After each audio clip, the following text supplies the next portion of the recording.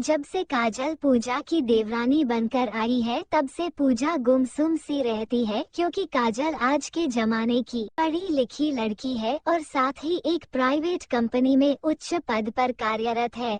लेकिन दूसरी ओर पूजा एक हाउसवाइफ है और घर की जिम्मेदारियों के इर्द गिर्द ही उसका सारा दिन बीत जाता है। इसी वजह से उसका आत्मविश्वास डगमगाने लगा है।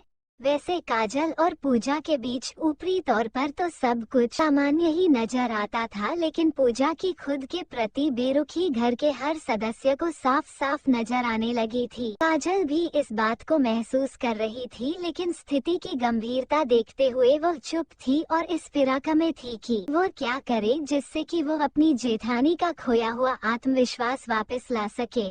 इसलिए ही तो वो आजकल ऑफिस से भी जल्दी लौट आती थी और किचन में पूजा की हेल्प भी करती थी, ताकि पूजा घर की जिम्मेदारियों के साथ साथ खुद के लिए भी कुछ वक्त निकाल सके।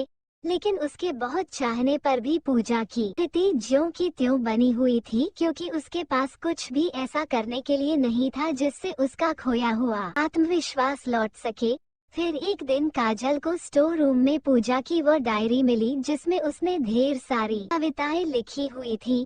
फिर क्या था, उसने तुरंत वो डायरी अपनी सहेली के पति, जिनका प्रिंटिंग प्रेस था, उन्हें छापने के लिए भेज दी और फिर उसकी ढेर सारी कॉपियां उसने अपने जानने वालों में और सारे रिश्तेदारों में बांट दी, ताकि सभी पूजा की लिखी हुई कविताएं पढ़ सकें।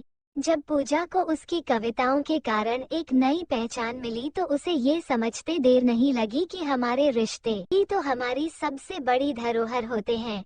इसलिए हमें कभी भी अपने रिश्तों से मुंह नहीं मोड़ना चाहिए, बल्कि दिल में जो भी हो उसे आपस में शेयर करना चाहिए, ताकि हमें अपनी समस्या का हल मिल सके।